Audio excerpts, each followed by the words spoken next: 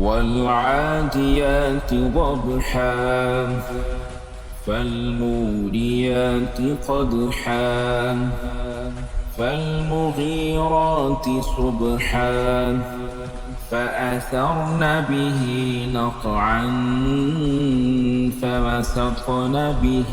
جمعا إن الإنسان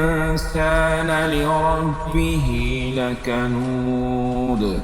وإنه على ذلك لشهيد وإنه لحب الخير لشديد